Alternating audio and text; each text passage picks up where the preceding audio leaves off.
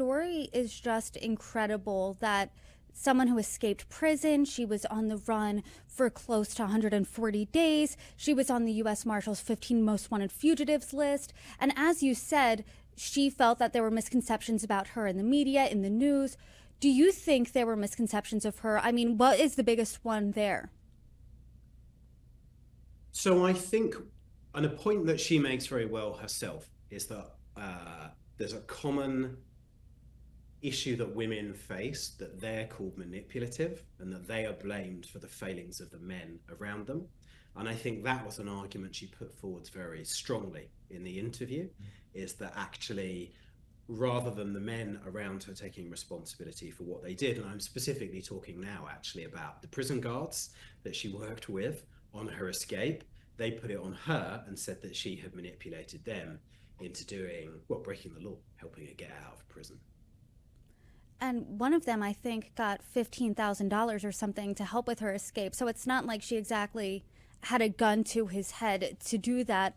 But I'm curious, I cover politics a lot of the time. That's one half of my job. And so I'm used to talking to people who have different points of views, right? Republicans, Democrats, everyone in between. I'm curious from your perspective, you're talking to one person who said, I did not commit this crime. This was someone else was responsible. Then you sit down and you actually talk to the other co-defendant, Richard Hull, and he has a completely different story. He completely blames Sarah. What is that like? And as the executive producer, I mean, how do you approach those conversations when there's a completely different view of what happened at a certain time? No, you're absolutely right. I mean, Richard is also very articulate, and from our experience with him, also very intelligent. He gives his own very clear and compelling account of events, which differs completely from that of Sarah. I think our job really is to allow the interviewees to tell their story clearly and fairly, so that they can put their case forwards and then let the audience decide. But I think what was unique about this actually is, even amongst the team here, because of course, this is what we live and breathe for many months when we're making a series. This is what our waking life is all about. And actually, amongst the team working on it, there was a very different, there was a great spread of opinion as to who was telling the truth, what might have happened. And of course, the truth is, only Richard and Sarah know what happened that night. Nobody else does. And everybody else, I think, has their own instinct as to what the truth of it is. But it differs hugely. Someone who I think had a change of heart in what the truth was Larry Sells. He was the prosecutor on the case. Someone who really, I think, at one point in the series said Sarah was demonic or something to that effect. Definitely called her the female version of Charles Manson. He changed his mind based on evidence that he saw.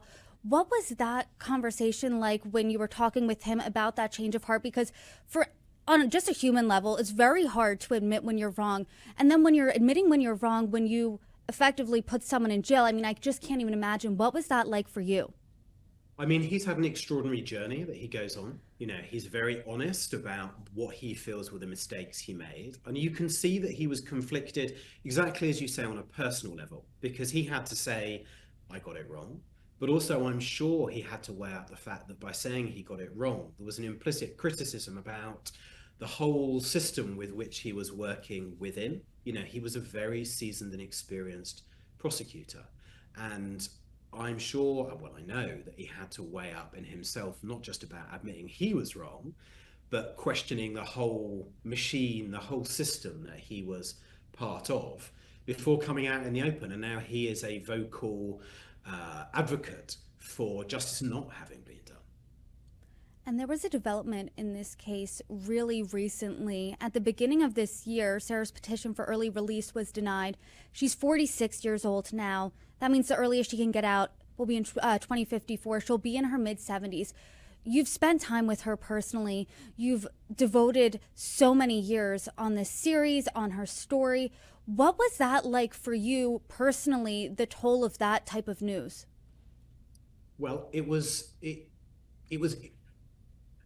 I think when we were filming it, her very experienced legal team were confident. Of course, nobody knows the outcome of any judicial process, but they were confident and they felt that it was going to go their way. So they were absolutely shocked when it didn't.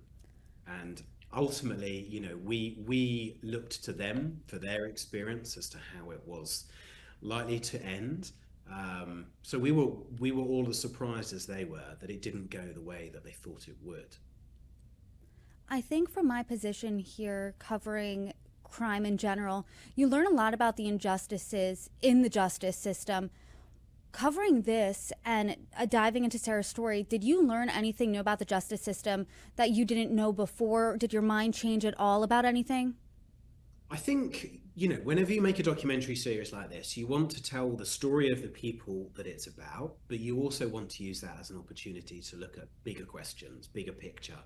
And I think what really struck all of us working on this is it's an impossible question. What is justice? What is fair justice? At the heart of this, two young people lost their lives, but as a consequence of that, two other people are going to spend very likely the rest of their life in prison. Their families, the families of the victims have lost the people that they love. The families of Sarah and Richard are not going to see their children living a free life again.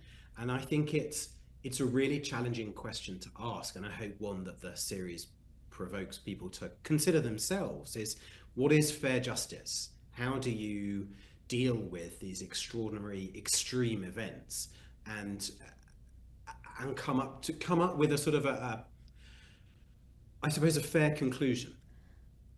Those were questions I certainly was confronted with and were swirling in my head as I was watching it.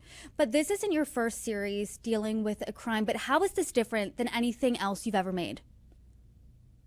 Well, I think it's the chase. The spine of the series is the chase, and it is straight out of Hollywood. You have a US Marshal whose whole purpose, who every moment of their life is existentially predicated on catching Sarah Pender. And of course, for Sarah, her freedom, the thing that she has literally knowingly risked her life to get, is as equally determined to get away as he is to catch her. And it's that tense cat and mouse experience that they were both living from completely different experiences. And as documentary makers, you always want to tell compelling stories from both sides.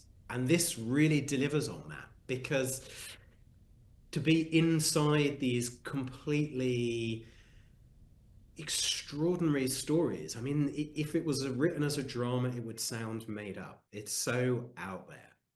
And they're both very able to tell their story. Very articulately. Sometimes I can't remember what I had for lunch yesterday, and they were able to really nail down exactly what happened. That U.S. Marshal, Ryan Harmon, he really seemed like someone straight out of Central Casting. He was just so hell-bent on finding Sarah, and it was really fascinating to see their perspectives as you had in your series, the days ticking on in the chase, how long she was on the lam, and then you saw their perspectives in real time. But Girl on the Run is out now. Where can people find it? So it's on Hulu and Disney Plus.